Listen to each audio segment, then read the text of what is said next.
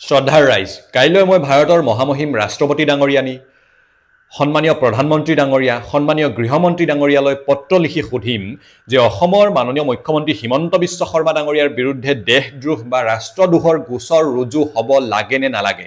কাৰণ ক্ষন্তেক সময় আগতে অসমৰ মাননীয় মুখ্যমন্ত্ৰী হিমন্ত বিশ্ব শৰ্মা ডাঙৰীয়াই কৈছে যে লোকসভাৰ সাংসদ তথা কংগ্ৰেছৰ সংসদীয় দলৰ উপদলপতি অসম প্ৰদেশ কংগ্ৰেছৰ সভাপতি গৌৰৱ গগৈ ডাঙৰীয়াই এগৰাকী পিয়ৰ পাকিস্তানী এজেণ্ট আৰু তাৰ সম্পূৰ্ণ তথ্য প্ৰমাণ হিমন্ত বিশ্ব শৰ্মা ডাঙৰীয়াৰ লগত আছে।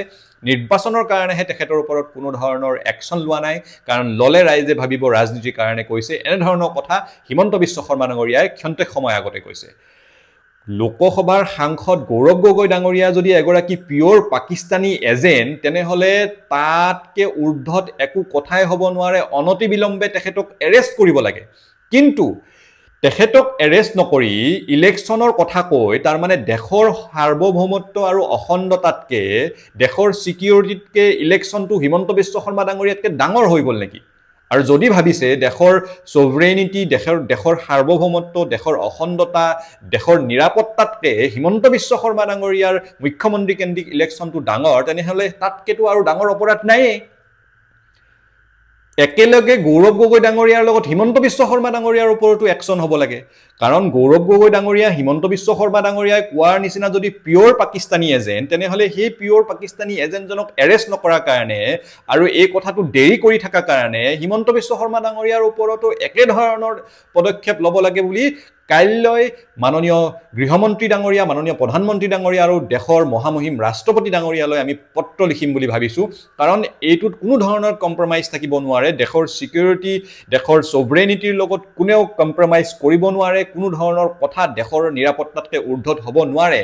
গতিকে গৌৰৱ গগৈ ডাঙৰীয়া যদি পিয়ৰ পাকিস্তানী এজেণ্ট, তেনেহ'লে কোনো কথাই তাৰ আগত হ'ব নোৱাৰে। অনতিবিলম্বে গৌৰৱ গগৈ ডাঙৰীয়াক জেলত ভৰাব লাগে, একশ্যন ল'ব লাগে। তাত কোনো ধৰণৰ ২ নম্বৰ কথা নাই, সেইটোৱে ১ নম্বৰ কথা। আৰু যদি সেইটো নকৰি কেৱল মিডিয়াৰ আগত আহি ক'ব খোজে যে তেওঁ পাকিস্তানী এজেণ্ট, তথ্য প্ৰমাণো আছে, কিন্তু একশ্যন নলয়, যদি অহা ৪ মাহত কোনো ধৰণে একশ্যন নলয় নিৰ্বাচনৰ কাৰণে, তেনেহ'লে অহা ৪ মাহত হিমন্ত বিশ্ব শৰ্মা ডাঙৰীয়াই ক'ব পাৰিব নেকি যে কোনো ধৰণৰ তেওঁ পাকিস্তানক তথ্য প্ৰমাণ যোগান নধৰে? যদি পিয়ৰ পাকিস্তানী এজেণ্ট হয়, তেনেহ'লে তেওঁ এদিনো যদি মুকলি আকাশৰ তলত থাকে, তেওঁ দেখোন পাকিস্তানক কিমান দেশৰ আমাৰ নিৰাপত্তাৰ ক্ষতি হ'ব পৰা তথ্য যোগান ধৰিব। গতিকে আজিৰ ভিতৰতে যদি তথ্য আছে, অনতিবিলম্বে গৌৰৱ গগৈ ডাঙৰীয়াক এৰেষ্ট কৰিব লাগে। আৰু ইমান দিনে যে তথ্য থাকিও যদি কৰা নাই, তেনেহ'লে যিসকলে কৰা নাই মুখ্যমন্ত্ৰী হিমন্ত বিশ্ব শৰ্মা ডাঙৰীয়াৰ লগত, সেইসকলৰ ওপৰতো একশ্যন ল'ব লাগে দেশৰ প্ৰধানমন্ত্ৰী আৰু গৃহমন্ত্ৰী ডাঙৰীয়াই। কাৰণ দেশৰ সাৰ্বভৌমত্বৰ কথা আছে, দেশৰ নিৰাপত্তাৰ কথা আছে। পিয়ৰ পাকিস্তানী এজেণ্ট হয় যদি আৰু তাৰ আগত কি কথা আহিব পাৰে? লগে লগে এৰেষ্ট কৰিব লাগে।